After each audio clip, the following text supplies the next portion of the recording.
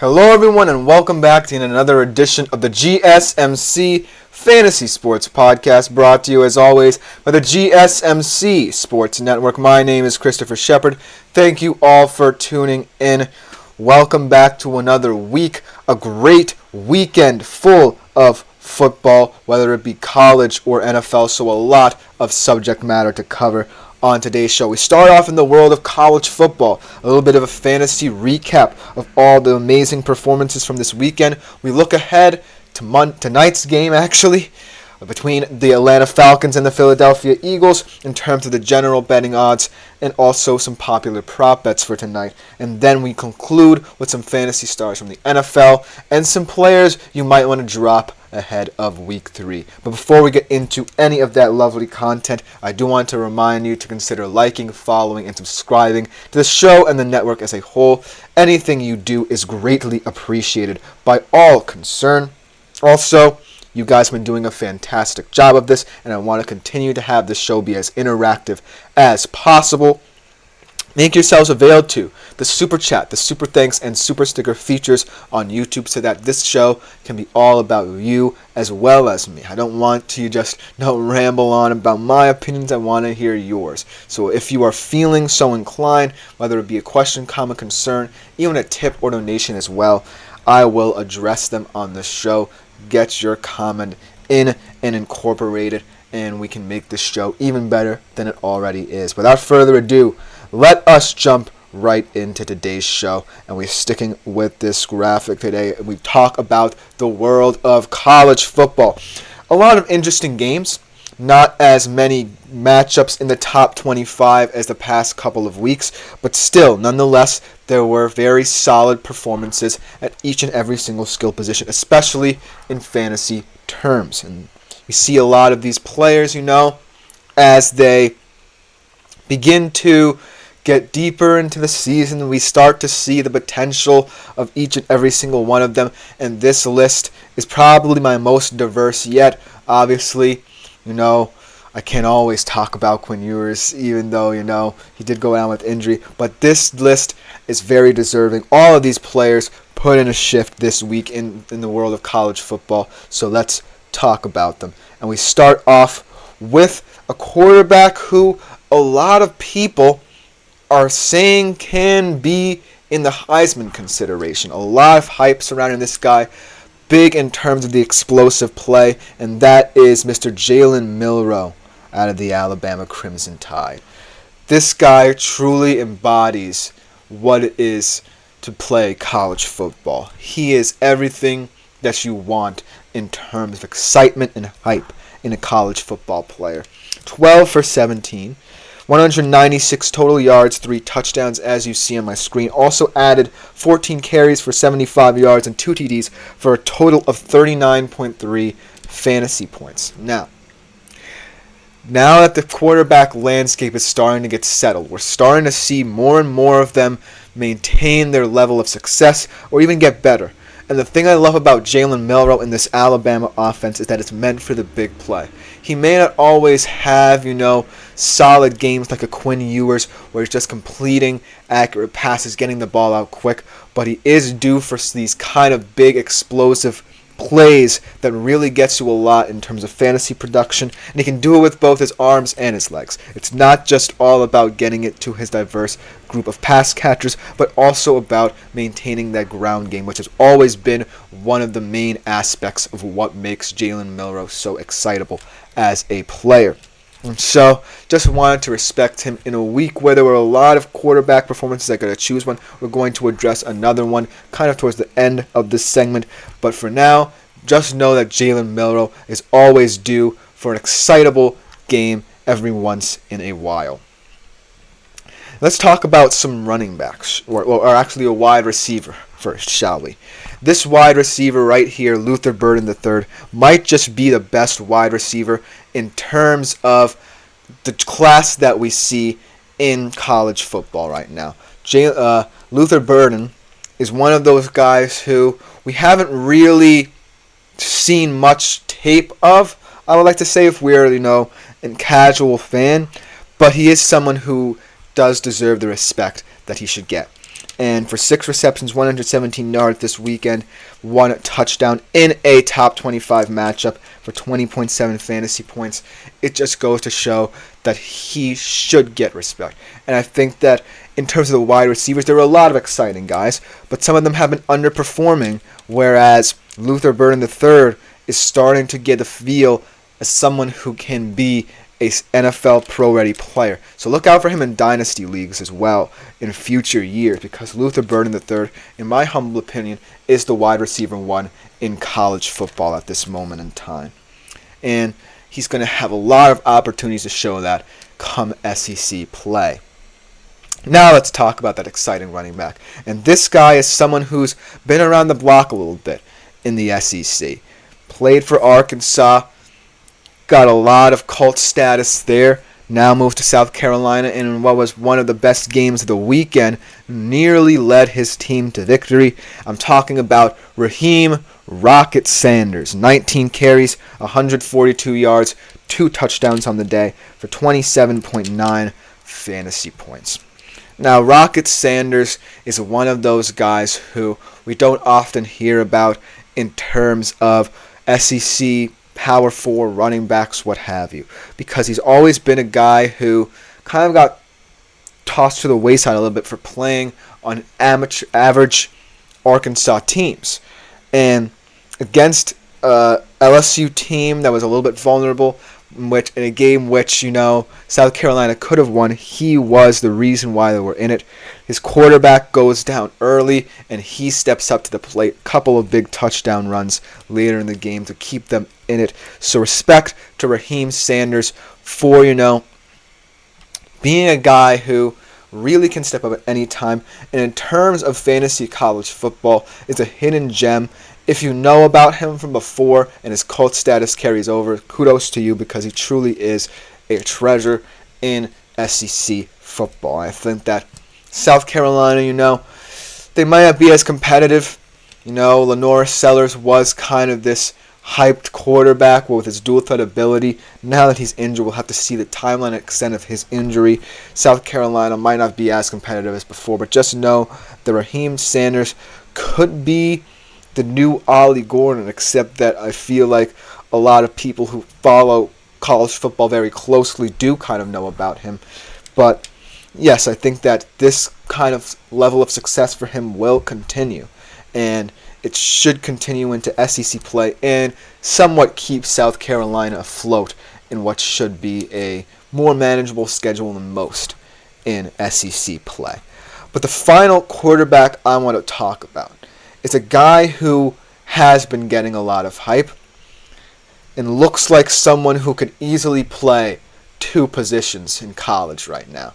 He is someone who is very savvy with his playing style, learning the college game very quickly, and immediately becoming someone who could be the center of attention in CFP circles and when it comes to the selection committee's choices, and that is Avery Johnson. It was a very crucial early game. Well, not necessarily crucial in that it was a non-conference game, because at the time it was set up, they weren't in the same conference, but a game against Arizona, who will be in the Big 12 and will be included as a conference game in the future.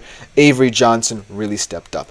I thought that the defenses were going to be the difference, and one of them was. The K-State defense really set the tone, really contained that QB wide receiver duo of Noah Fafita and Tetaroa McMillan very well. And then Avery Johnson just supplemented it so well. He really came out there and showed why a lot of people were paying attention to his dual threat ability coming out of high school. And this might not be his best game of his college career, but it certainly is crucial, because a lot of Kansas State's potential to be a CFP team stems from his play. And for 14 of 23, 156 yards, 2 touchdowns to the air, and 17 rush attempts and 110 yards on the ground, I really think there's a lot of bang for your buck if you're a fantasy college football player with Avery Johnson. He's just going to continue to develop as the season goes along and as Kansas State becomes viewed more and more as a threat to win the Big 12 title.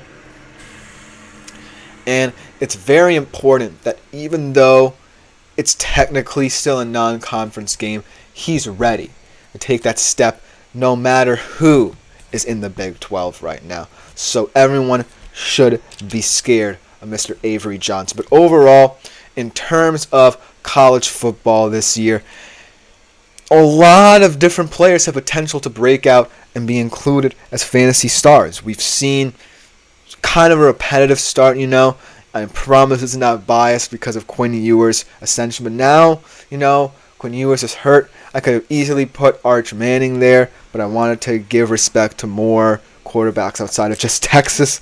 So, as we see, fantasy college football is always going to be a little bit more volatile than regular NFL fantasy football, which I promise we'll get into. Seeing as to how a lot of these players still stem from the SEC, though, I would like to see a little bit more Group of 5 love in the future. I did mention Ashton Jeanty as someone who's a hidden gem in terms of fantasy college football, and he's someone who's quickly vaulting up draft boards as well. I like that John Mateer kid out of Washington State, even though he's technically in a Power 4 conference, the Pac-2, he's still kind of profiled as an under-the-radar guy. And there's still so many different college football players out there who I think are appealing in fantasy college football. But let me know what you think in the comments, because this will just about do it for this segment of today's show. I love talking college football with you guys. If you want to continue seeing this kind of thing, let me know, because I know there are some college football heads out there. But coming up next on today's show, we turn our heads to tonight's game, Monday Night Football between the Atlanta Falcons and the Philadelphia Eagles. We're going to be doing a general betting preview, then be looking at some popular prop bets as well. We'll be right back after this short break to talk about that. I feel like I'm losing my mind. Is everybody in the world blind? Please, Lord, give me a sign, a sign. I feel like I'm losing my mind. Is everybody in the world blind? Please, Lord, give me a sign, a sign. I wanna be the greatest. Everybody on the fake shit. I look around and feel like everybody is the fakest. I make this every day and I'm impatient, hoping one day I blow up from the basement. Statement, the top is so vacant. I don't hear shit that I think is amazing. Waiting for my day when I'm playing sold out shows for 1,000 faces. Hey, give me that crown, get in my way and to be put down. It ain't your place, all this my town. If I want that shit, then I'll get it right now. I'm losing it, the noose it fits. I'm losing shit, a stupid myth. You choose to live or choose to dip. You choose to fight or lose your grip and lose a gift. I feel like I'm losing my mind. Is everybody in the world blind? Please, Lord, give me a sign, a sign. I feel like I'm losing my mind. Is everybody in the world blind? Hello everyone, and welcome back to another edition of the GSMC Fantasy Sports Podcast. Before we get into our second segment of today's show, I do want to remind you that if you feel so inclined, you've been doing a great job of this thus far. Make yourselves available to and continue making yourselves available to. Definitely not Avery Johnson just now. The Super Chat, Super Thanks, and Super Stickers features here on YouTube. They are a great way to interact with the show. You guys have been doing an incredible job, like I said. So if you want to continue doing that, leaving questions, comments, concerns, even tips and donations are appreciated as well. And they're a huge support to me, my fellow podcasters, and the network as a whole. So thank you in advance for all you do for the shows and the network here. But without further ado, let us jump right into our second segment of the day's show, and let's talk about Monday Night Football tonight. A battle of the birds that the Atlanta Falcons take on the Philadelphia Eagles, and the betting odds for this game really are kind of straightforward. I think that I don't even have to give you my prediction. I already think that the Philadelphia Eagles will easily handle this game. And so it's a matter of whether or not all these odds hit for you, right? Because when you have a Monday night game like this where, it's kind of set even before it's played on the field, you can take more risk, but you also have to be aware of the fact that the spread can change any time. That being said, the Battle of the Birds tonight feels definitely one-sided, even with A.J. Brown being downgraded to being out for tonight's game with a hamstring issue. And the reason I say that is because if what we saw from the Atlanta Falcons in Week 1 continues, then I see no way that Kirk Cousins becomes comfortable in this system.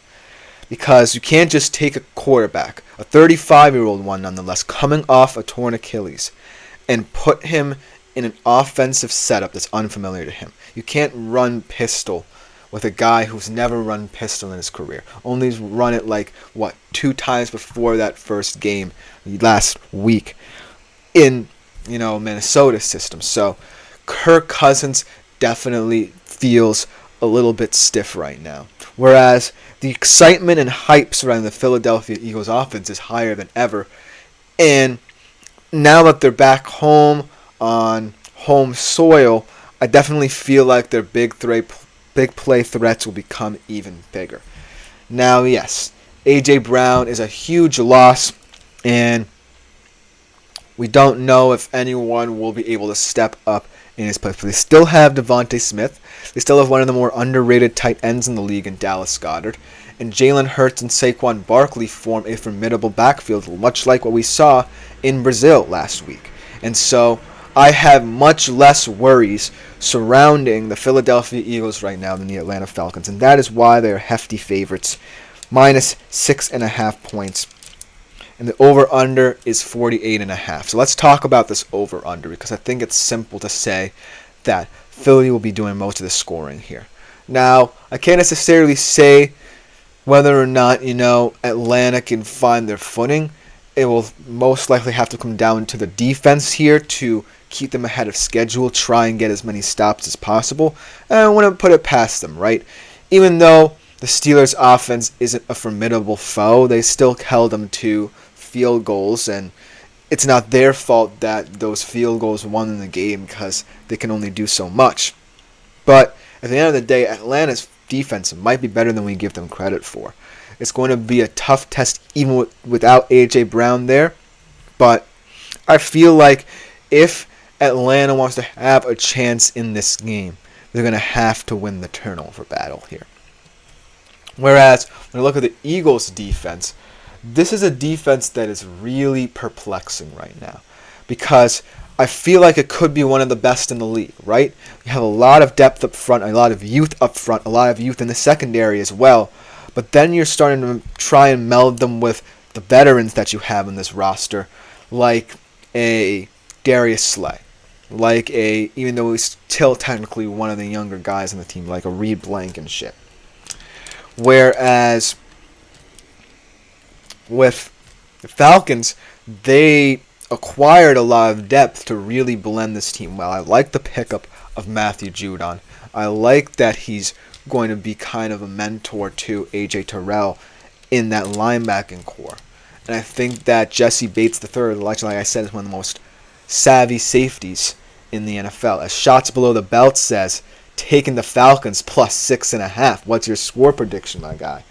Thank you for joining the chat, Shots Below the Belt. Unfortunately, that's a very risky bet, my man. I like the Philadelphia Eagles in this one. And it's not a knock on the Falcons. I love this Falcons team if it all comes together. But from what I saw last week in that game against Pittsburgh, and yes, I will give you that Pittsburgh defense, it's a tough defense. I still think that they're trying to get through the progressions here. They're going through the motions early on in the season. I think that the Falcons will have a say in the NFC South and try and contend, but they're a little bit behind the 8 ball right now. And I think that will continue tonight. That being said, it could be closer than people think. So you're not wrong in looking at the spread and saying that might be a little bit more than the Philadelphia Eagles and Atlanta Falcons give in. So it's an ambitious bet, but I appreciate the comment. I appreciate the question. In terms of score predictions, I say it will be Philly 31, Atlanta 20.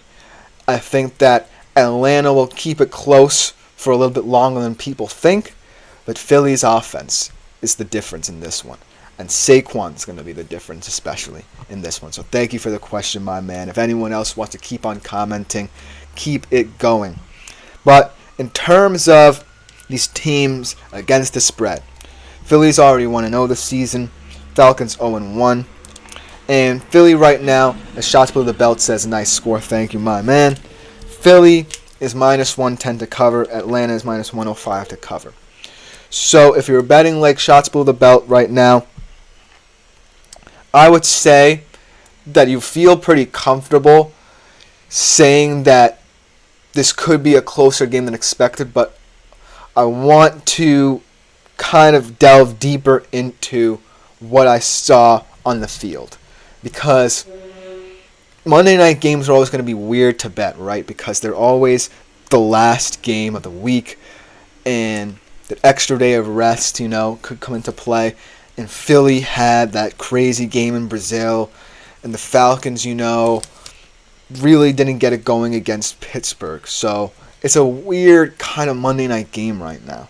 But I feel more confident from the eye test with Philly. Now, I can't necessarily indict the Falcons completely here because, yes, we do expect a lot out of them, but they still are a team that's trying to gel right now. All the pieces are kind of trying to cohere into one, and it's going to take some time. This game just doesn't feel like a winnable kind of marker for them. With that being said, ambitious betting can get you far shots below the belt, so I'm not opposed to that bet.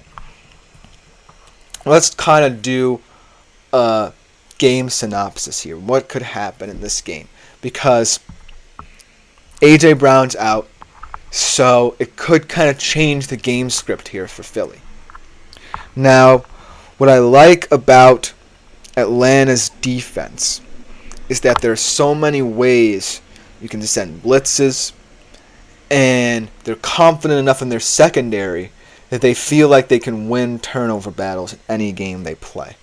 Raheem Morris always is going to be confident in the defensive side of the ball. Now, what Zach Robinson did in that first game might have just been indicative of maybe something he saw in the Pittsburgh defense that maybe he thought he could take advantage of, but it obviously didn't work. And I think a big part of the Falcons going forward is going to be Kirk Cousins and how he fits into whatever Zach Robinson sets up. Now, I feel confident that if, they use Kirk as a game manager, that could be the best for him because he's not going to, in pistol formations, want to roll out very comfortably, even though he's very solid in play action. So, if Zach Robinson can really focus on keeping Cousins healthy, keeping him upright, and keeping him confident, keeping him ahead of schedule, keeping him in a nice rhythm in this Atlanta Falcons offense, then they could have something going. But right now, as I see it, I don't think their offense will get going this much in this game. That being said, if, the defense can keep them in contests early, that should be enough for them. As we get a long comment here, as Shots Below the Belt says, how many more bad games can Kirk Cousins have before the Falcons put in Penix? The way the NFC South is looking, shocking 2-0 starts from the Saints and the Bucks. Falcons can't afford to go 0-2, and that's a fantastic point. If Kirk Cousins does underwhelm tonight, I wouldn't be surprised if Raheem Morris says Michael Penix is starting. And I think a lot of Falcons fans might want that too. I think that right now, you're going to have to see what Cousins is a little bit longer because he did invest so much money into him. But I do think that Michael Penix can get this offense going if he's asked to step in. I think that there's a lot of positives in terms of the players that he has at his disposal. Yes, there were a couple of questions about the offensive line and their impact on Cousins' abilities in that game against Pittsburgh, but they're not playing Pittsburgh every week. The NFC South is going to just get more and more competitive, and this is a division that still feels winnable, even if, the Falcons start off in a little bit of turmoil. Yes, we put a lot of pressure on them because of what they did this offseason. That does not mean that I think that this team can't grow and progress this season, no matter who is starting at QB. That's a fantastic point. There might be a little bit of unrest in Atlanta should Kirk Cousins continue to not be the answer because of the fact that they believed that he was going to be the guy to jumpstart this offense with all these weapons in it.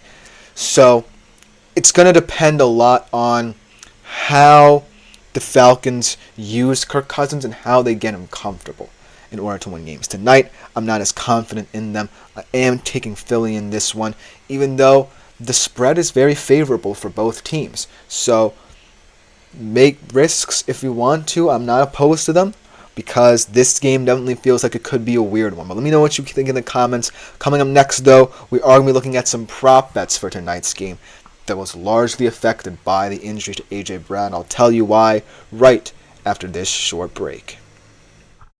Looking for your daily fix of sports talk without having to pay for it?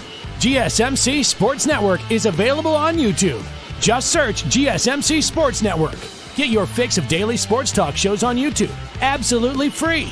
NFL, college football, NBA, MLB, MMA, UFC, fantasy football, and so much more. GSMC Sports Network has shows running all day long, with new sports shows starting every 2 hours. Just like on your favorite cable sports channel, except GSMC Sports Network is absolutely free. Hello everyone and welcome back to the GSMC Fantasy Sports Podcast, brought to you as always by the GSMC Sports Network.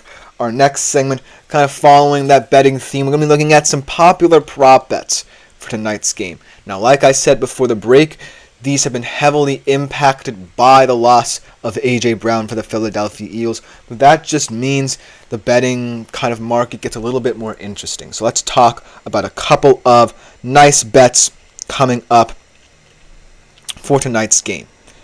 The first one, kind of my mistake. A.J. Brown to score a touchdown. I felt very confident in this before I heard the news of the injury. So disregard this. But had he played, based off the form I saw from him last week, I would have put it past him at plus 110. Unfortunate. Hope he has a speedy recovery because we've seen a lot of injuries, especially to the wide receiver position this past weekend. So hope they all have speedy recoveries, but it is what it is, and that just means more opportunities for different members of the Philadelphia Eagles offense to step up. As Anthony Manzano says, question before you talk about prop bets: with these constant short week injuries with players, do you think eventually the NFL might think of taking away Thursday night games, no matter how much money? That's an interesting question, Anthony. I appreciate that one because it definitely gives perspective and light to the amount of injuries that have been sustained. And especially now that it definitely feels like, even though it's not like soccer where you're playing all the time, that there is a congested sense to the schedule, right? Where now it's a 17-game slate. It's definitely affecting these players, and it's taking a toll on them. So, to your point, I think that I feel like Thursday night games as well kind of lose their luster as well. So I wouldn't be mad if the NFL took them away. And also, they're kind of bad matchups, to be honest, as well. They're not appealing that much. So it's definitely kind of this quid pro quo between the NFL and all these ownerships to kind of come to a conclusion where they want better safety for these players. And so I'm thinking of this from a fan perspective. Do I, A, want to watch a midweek game where, it might not be as appealing, and B, one of my favorite players in the league could get injured? Or do I want to continue seeing it and have it be the most unappealing of the primetime games? I feel like a lot of people have grown disaffected with it as well. That's a very interesting question as well. So thank you for this update, and we hope that all those players who are injured have speedy recoveries, because we don't wish the worst for them, because we want them to succeed as much as anything. But A.J. Brown, unfortunately, did do this, a little bit of graphic here, before hearing the news, so that's why, but it is kind of unfortunate, and it does shed light on the injury crisis in the NFL right now. But speaking of a guy coming back from injury and kind of not, stepping up to the plate, I don't necessarily fault him for it, but we're going to have to see. This is a big litmus test for him. Kirk Cousins, though, will have under 226.5 pass yards. Minus 114. Here's the thing. I think that Kirk can succeed in an offense where he can get the ball out quickly. But it's going to be a very slow process for him. As Andre says, come on, Kirk. I mean, I appreciate the hype surrounding Kirk.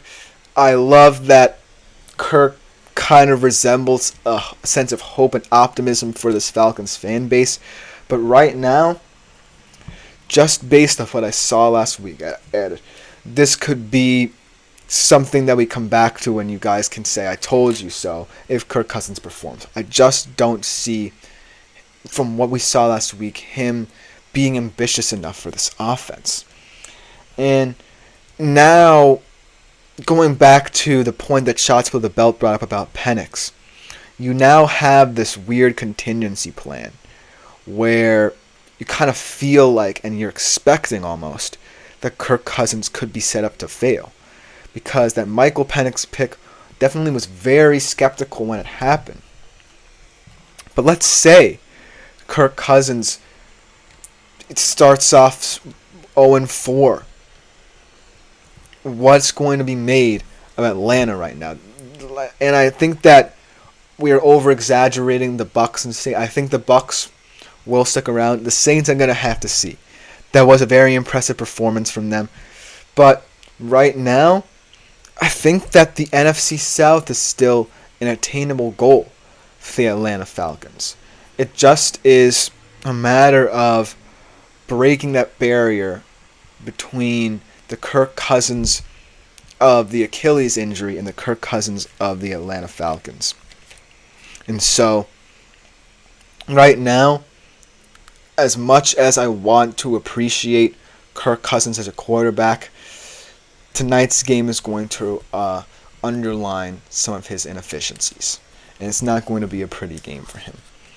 So, under 226.5 passing yards will be my pick for him. Because I don't want to start this segment off on a sad note. I don't like talking about guys in ways that don't necessarily undermine them, but aren't, about the bigger picture concerning their play. But Kirk Cousins just doesn't feel ready to assume the mantle of Falcons QB right now. And with the pressure and the different style of offense that Zach Robinson, the new OC, wants to employ, it doesn't feel like it's going to work for very long.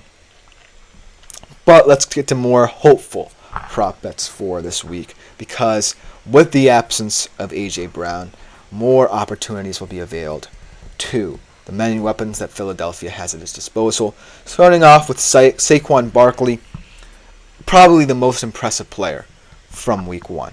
I'm just going to put it out there. Saquon really stepped up to the plate as someone who just makes this Philly offense more versatile. It looked like he took a lot of pressure off Jalen Hurts' shoulders. Hopefully this continues week by week, because he is going to be a big X factor. I feel like it's kind of going to come down to how they use him in certain situations. But what we saw in Brazil from him really was fascinating to watch. It was vintage Saquon. And what he's going to do for this team tonight should be nothing short of impressive again. I think he's going to have over 77.5 rush yards at minus 114. And I think that a lot of people would feel comfortable betting on Saquon right now. And the running back market is getting thinner and thinner. We have so many injuries at that position as well. Saquon just feels like the answer right now. I'm knocking on wood because he also has a lengthy injury history. But right now, Saquon just feels like he's reinvigorating this team, the running back market, and really setting a stamp as someone to be reckoned with in the NFC. And games like this in prime time will be indicative of what Saquon can do. So this bet just seems like chalk at this point. I'm really high on Saquon after what I saw in this offense. And so I do feel like he is going to be one of, if not the best players in this game. But that being said, I will say he's going to have under 15.5 receiving yards. I think that Jalen, lost a big piece. So it seems weird to say that Saquon will be under, but I feel like Jalen Hurts is not going to worry as much about, the loss of A.J. Brown. I think he's going to be very comfortable in trying to get more pieces incorporated into the offense, show the depth. And Saquon could be an interesting contingency plan in terms of the receiving game and an interesting security blanket as well. But I just have a lot of confidence in what the Eagles can do offensively. They don't necessarily have to rely on Saquon in the receiving game if they want. So it's going to come down to, what the Falcons' defense can do. If the Falcons' defense can keep them in the game, then maybe I'll be very wrong about Saquon in that regard. But I feel like Saquon just adds a lot of value on the ground for this game, and I think that in terms of the Eagles, should they see that the Falcons are really pressuring their pass catchers, then they can shift to more of a run-style game, really grind them down, and take over in that sense. So look out for Saquon tonight. And the final bet should be a popular one because Devontae Smith is now the man for tonight's game. Over 62.5 receiving yards. Could even go over 100. I'm not putting it past him. Now, I think that the best part of what Philly can do is that Devontae Smith can either play in the slot, which allows A.J. Brown to go vertical, or Devontae could just go vertical himself. And what was the most puzzling part of that as well was that sometimes Jalen Hurts didn't necessarily have the deep ball in him. So tonight could be a good way to kind of figure out different vertical route trees for both of these players, even though A.J. Brown isn't going to be involved.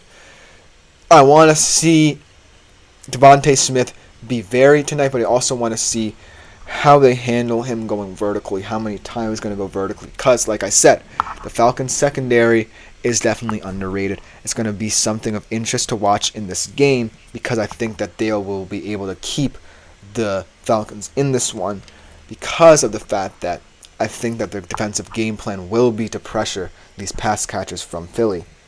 But Devontae Smith could be someone to have a breakout day. Now, should Jalen Hurts kind of give the ball over to Saquon a little bit more, I could see a world in which Devontae Smith does not have a big day, but he's always going to be someone to split defensive minds. Kind of, you have to account for him wherever he aligns on the field. So look for Devontae Smith to impact the game in more ways than one. He can be someone who would be a decoy. He can help, vertically if they choose to do that. Or most importantly, he's just there as a matchup problem because he's starting to become more and more like a wide receiver when he's up to A.J. Brown's level, I believe, in this offense. So it's going to come down to whether or not he can step up in his absence in terms of how much of this offense will go through him in the future. But let me know what you think in the comments because that will just about do it for this segment. Coming up next, we transition from the fantasy stars of college football from earlier to the fantasy stars of the NFL. A lot of storylines from this weekend to talk about. We'll be right back after this quick break to talk about that.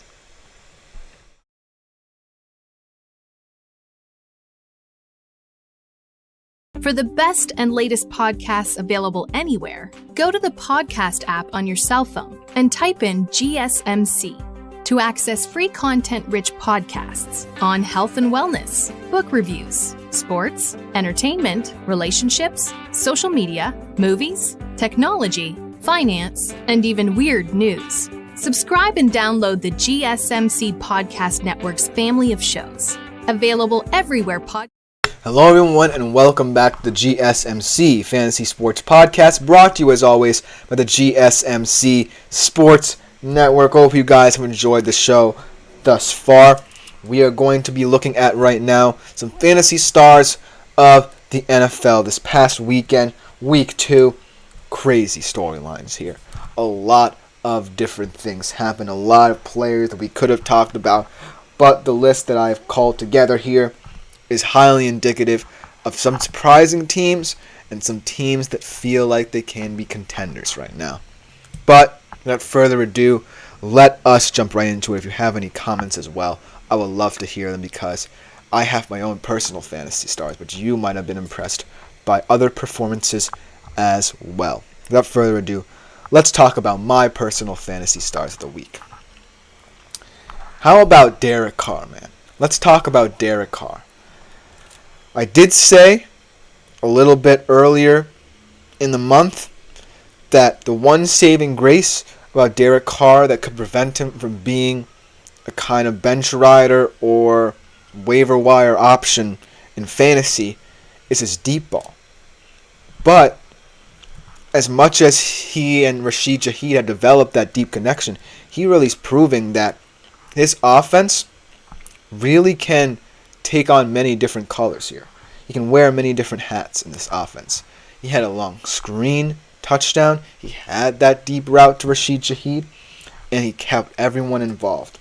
21.82 fantasy points, 243 yards through the air, 2 TDs, 1 interception.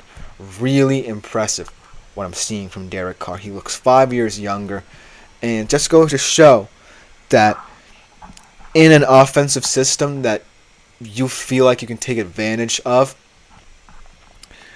you can shine no matter your age. And Clint Kubiak is doing a great job early on in the season, really setting the tone for these guys in that Saints offense. And looking at the Saints right now, this Saints offense could be scary. They have a lot of speed.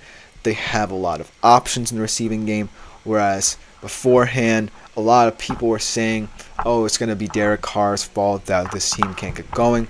Now they can confidently say that Derek Carr can be the answer going forward for the Saints. But let's talk about his backfield partner as well, because we have to give him credit.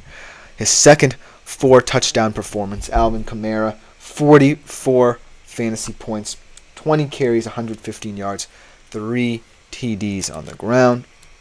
And I had my concerns about Alvin Kamara because even though we've talked about him very positively here on this podcast, I think that age was one of the factors that came into play.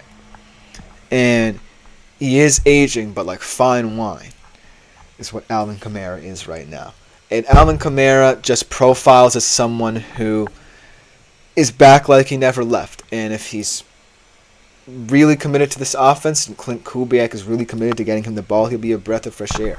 And I think that the Saints really need him in order to truly be seen in my mind as contenders, because I have faith that somehow, some way, the NFC South is going to get muddier than usual. I think that the Buccaneers and Saints are aberrations in terms of their 2-0 starts, and the Falcons could go 0-2 tonight, and I still think that any one of those teams can win this division. That being said, Alvin Kamara is the X factor in all of that right now, because I still think the Saints are kind of pretenders because of the fact that, well, I'm not certain about, say, the Dallas Cowboys right now. Because that win, while impressive, we've seen that blueprint before from some different teams. That's what my boss has been talking about. We've seen the ground and pound blueprint for beating Dallas before. So it's not like the Saints really came out there and beat a good defense into a pulp in a way that nobody's ever seen. I want to see them do it week in, week out with consistency, and I want to see Alvin Kamara be the centerpiece of this offense while Derek Carr plays complementary football. But at the end of the day, I'm liking what I see so far from the New Orleans Saints. So kudos to them. Let's talk about another running back, though. A guy who, for some reason, still isn't technically the starting running back on his team. They've been saying that they've been riding the hot hand, Harbaugh. But this guy's been one of the hottest running backs in the league so far. So I don't see why they're not handing him the keys to the car just yet. J.K. Dobbins, 17 carries, 131 yards, 1 TD, 20.1 fantasy points. And the reason why J.K. Dobbins might not have won the starting job is, yes, injury, and they want to keep both of them kind of as healthy as possible because technically that's their whole offense right now, because of the way that Jim Harbaugh wants to play his philosophy and style of football. But J.K. Dobbins, man, is someone who I've always said, if he can stay healthy, can appreciate the fact that even though he's in a committee approach, he might just be the best running back in that committee approach, then he could be one of the best running backs in the NFL right now. And that's what he's looked like through 2 weeks of play. And seeing as to how the Chargers have the advantage of being 2-0 right now, J.K. Dobbins can become someone who might potentially be our RB1, but could also be an interesting flex option, because I still think in the back of my mind that this Harbaugh thing won't work out all the time. And it's the Panthers coming up. They beat the Panthers and they beat the Raiders. So, yes, that plan can work, but 22-10 kind of games don't happen very often in the NFL. And they certainly don't happen in an NFL that wants to get more modernized in terms of offensive schemes. So, I appreciate J.K. Dobbins, but just know that maybe this whole Harbaugh project is a facade of what to see and expect out of the Chargers. But kudos to them for being 2-0, and kudos for J.K. Dobbins for being someone who you could trust early on in the season. Let's talk about a wide receiver who I did not have being one of the better fantasy wide receivers right now on my bingo card this season. How about Chris Godwin? Let me tell you a story about Chris Godwin. Chris Godwin was on my fantasy team. And some of the times, he would be the reason that my fantasy team won, but most of the time last year, he would be the reason my team lost because he didn't have impressive performances. And you can chalk it up to him being in a wide receiver room with one of the best wide receivers of the modern NFL era. But at this current moment in time, Chris Godwin is proving that he might just be one of the best wide receiver twos in the league right now. 7 receptions, 117 yards, 1 TD, 24.7 FP.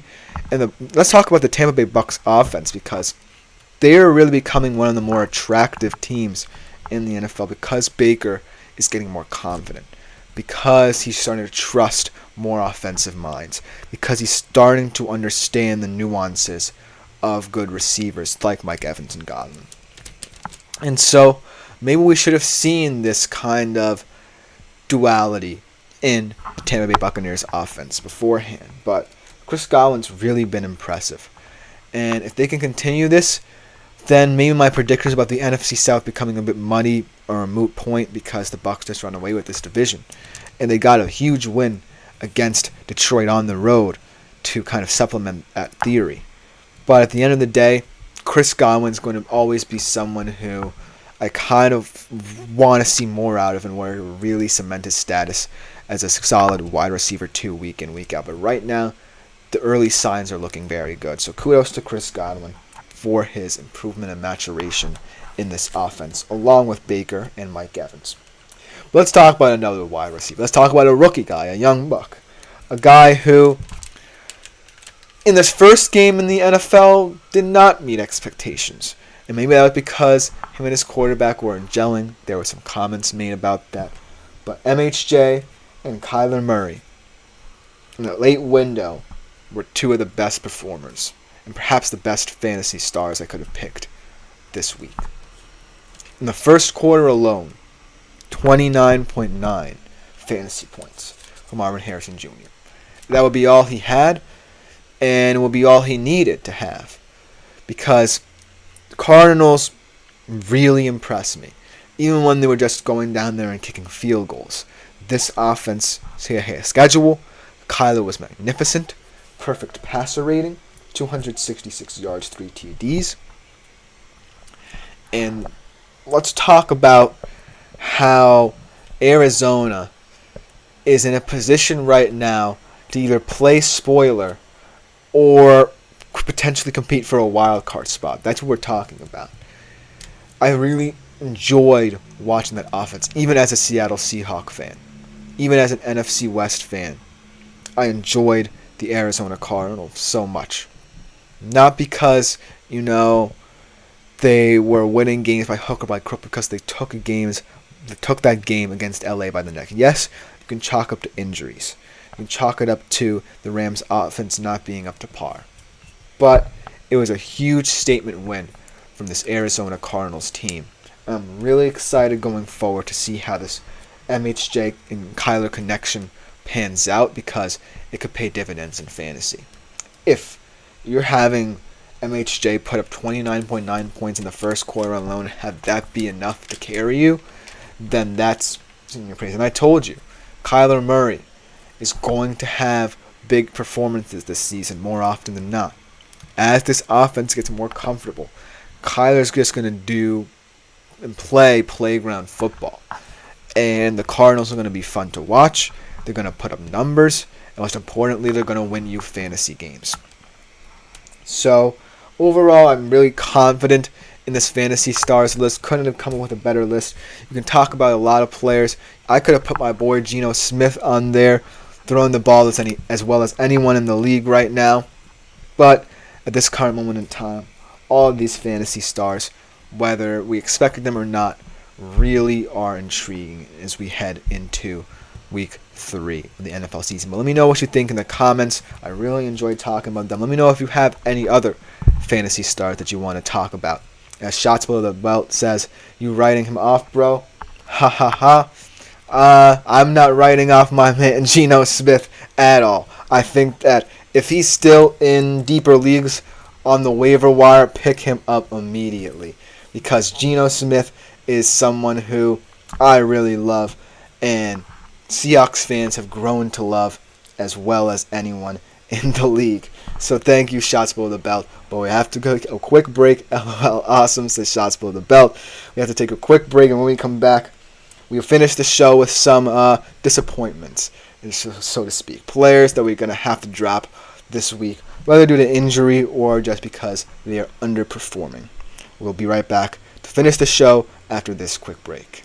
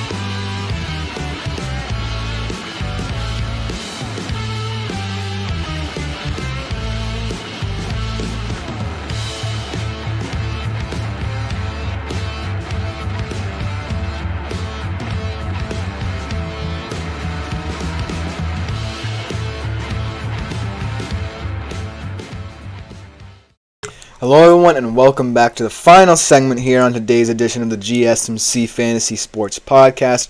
And we kind of have to end on a disappointing note because of all the injuries, because of a little bit of underperformance in the early goings-on of the NFL season. We have to talk about some players you might want to drop ahead of Week 3, which should be a pivotal week. And I want to do this segment because of the underperformance we've seen from certain players in this league. But as we've alluded to here in the comments, and some people have, the injury crisis has been going crazy. We don't know which star player who you expect to have fantastic fantasy numbers will go down next, so we always have to keep our pulse on these injury updates as shots below the belt. So just to name a few here: DeAndre Swift, Sam Laporta, Dalton Kincaid, Christian Kirk, and Trevor Lawrence. All about Jacksonville Jaguars offense. I see shots below the belt. A nod to the GSMC's network there. But there are some players I have on my personal list that we have a same through line here that we could agree about here. So one of those names that I want to talk about that's not a Jacksonville Jaguar to start off today is DeAndre Swift, because he is on my fantasy team and he was just atrocious. And you can chalk it up to the Bears being absolutely awful on offense early on, but come on, man. DeAndre Swift, this is a guy who's been around the league.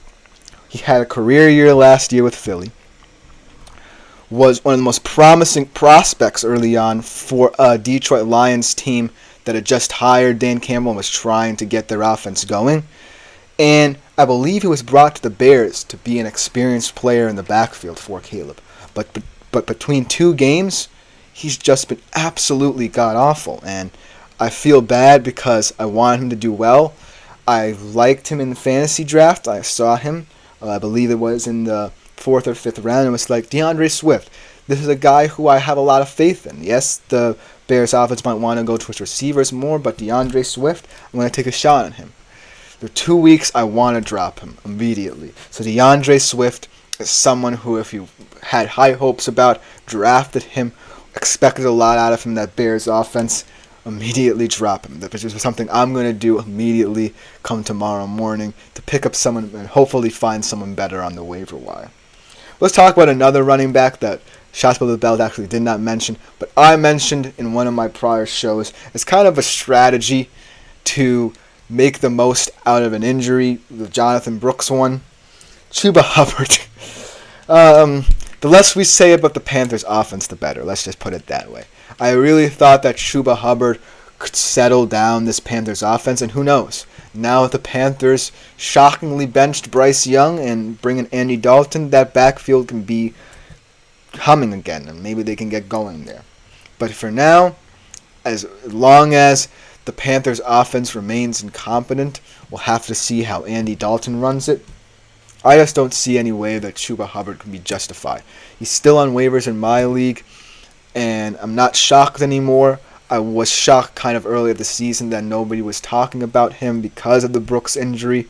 But then again, what can we expect out of the Carolina Panthers offense? Just an awfully run organization, and they really are directionless right now, and that's perhaps why they've turned to Andy Dalton, the veteran, in that Dave Canales offense to take over. So Chuba Hubbard, I was really expecting more out of him, but someone we have to drop. But let's talk about a little bit of injuries, and then we can address, before we finish our show, shots below the belts, personal players to drop in fantasy.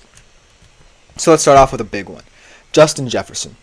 This injury isn't necessarily as serious as people thought, but it is one to keep in the back of your mind. He did sustain a leg contusion. My dad gave me a little update as a Vikings fan from that. And he personally said that he was shocked he didn't continue playing. So hopefully Justin Jefferson will not have to be out for that game against, I believe it's actually I'm not sure if the Vikings play, but hopefully, actually the Texans. They do play the Texans. Very important game for them.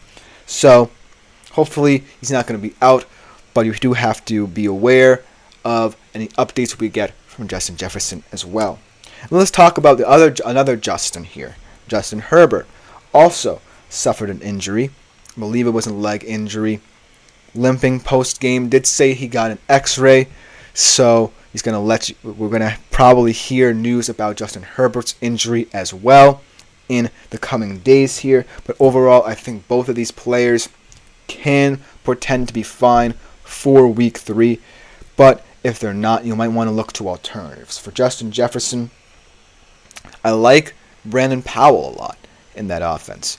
but you might want to look to the waiver wire should you be panicking about any news surrounding Justin Jefferson in the early goings. And for Justin Herbert, it's easy to supplement Justin Herbert. The QB market's wide open. A lot of guys still on the waiver wires. Mayfield, Smith, Darnold, just to name a few. Go pick them up. You shouldn't worry about Justin Herbert. And honestly, I wouldn't necessarily start Justin Herbert right now because he had 2 touchdown throws, but, it is a Jim Harbaugh offense. Let's put it that way. But let's get back to my man, shot below the belt. His personal fantasy players to drop. We talked about DeAndre Swift. And let's talk about Sam Laporta a little bit, because Sam Laporta had high expectations. We talked about him a lot on this show as someone who is kind of leading the new generation of tight ends, and thus creating that conundrum between this younger generation and some of the older guys like the Kelceys, the Kittles, the Andrews of the world.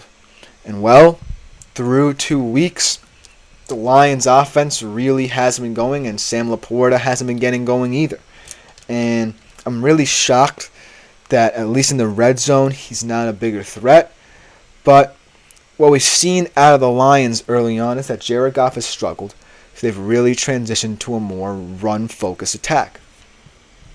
And I really want Sam Laporta to perform well because he had that tight end 1 season last year, even though it was one of the worst in recent memory. So we're just going to have to wait and see if he's going to step up. That being said, for now, I agree with shots below the belt. I think that Sam Laporta is someone who will potentially not be seen as a high-end tight end anymore. He may even fall outside of the top 10, if we're being real. If the Detroit Lions offense doesn't get anything going aerially. So Sam Laporta is definitely someone I can see.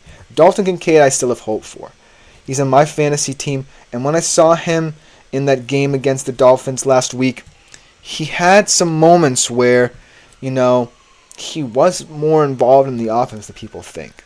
Yes, James Cook had a big game, and he's going to become the focal point of this offense rather quickly. James Cook is going to cook, and I'm glad that I have him in my personal fantasy team. But I still think Dalton Kincaid can be an X factor here, because there are going to be teams that are going to key in on stopping the run. And Josh Allen will have to improvise even more. And to this point, he's done it swimmingly. But Dalton Kincaid can't be disregarded just because, in the early goings, James Cook has been the center of attention for Buffalo. And so, Dalton Kincaid, I'm still holding out hope for him. I still think that he can supplant even Sam Laporta as one of the better young tight ends in the league. I also like Trey McBride as well. He also had a big bounce-back game for Arizona this past weekend. So, the tight end market, it's going to be a volatile one. You're going to say bad things about one guy, and then in a couple of weeks, you're going to be singing his praises again. So, it's definitely a versatile position. Let's talk about, this is a running joke at the GSMC Sports Network, my man, Christian Kirk and Trevor Lawrence. I've been telling these people, I've been telling them, Mr. Shots Below the Belt here, that Christian Kirk and Trevor Lawrence just don't work together, man. Now, we can chalk up their ineptitude offensively yesterday against Cleveland as the injury to Evan Engram, another tight end that we haven't talked about a lot and is definitely an X factor in terms of the tight end market in fantasy. But seeing as to how Christian Kirk technically is still the wide receiver 1 or the deep threat in this offense, you do expect a lot more out of him, especially concerning the fact that you want to have, as Andre says, both my running backs are injured. Tell me who they are, my man, and we'll talk about them as well. Pacheco and K9, ooh, that's a rough one, man, because both of those guys I was going to talk about later in the week as my personal fantasy running back picks for week 3, but it's just been crazy, man. The injuries, man. You have to kind of keep your pulse on all of them. At least I have Monty and Mason to fill in. Those are 2 fantastic options. So Andre, as always, having a contingency plan to supplement his fantasy team. As Shots Below the Belt saying you're going to drop 2 of my guy and Jamar Chase looks pretty bad, adds Andre. Let me address Shots Below the Belt. He knows that I have 2 on my fantasy team, and I have to drop him. I have to drop him because he's going to probably sit out most of the season. Consider his options, whether it be retirement or continuing in the NFL. Very Andrew Luck-like situation, I believe. I believe that this season he will play, and then like Andrew Luck, he'll probably play another season to the full and maybe announce retirement then, hang up the boots then. But I have to drop Tua, obviously. I like the market, though, in fantasy right now. I like the market. I'm not mad at what I see when I look at the QBs available on the waiver wire, so I definitely have a lot of options. And in terms of Jamar Chase, looking pretty bad. That's just a guy who has a lot of off-field external issues as well, and I just think it's holding him back. You know what I mean? It's just holding this whole team back. They could have stolen that game, yes. That questionable penalty was enough for the Chiefs to win it at the end. But, man, Jamar Chase. But I actually didn't talk about this guy, and I will kind of foreshadow tomorrow's segment. Andre Yoshevas. 7 yards to the air only, but 2 of them were touchdowns, man. If Andre Yoshevas can be a red zone threat, then maybe we can be looking at the future of the Cincinnati Bengals wide receiver room. As funny as it is to say, as, you know, the whole contract situation has to be figured out. But thank you guys for indulging me. You've been great with the comments, especially my man, Shots Below the Belt, kind of alluding to all our GSMC goings on, and my man Andre as well. But thank you guys for tuning in. This has been the GSMC Fantasy Sports Podcast, brought to you as always by the GSMC Sports Podcast. My name is Christopher Shepard. Thank you all for tuning in. Be sure to like, follow, and subscribe to the show and the network as a whole. Continue doing a great job commenting the super chat, super thanks, and super stickers features here on YouTube.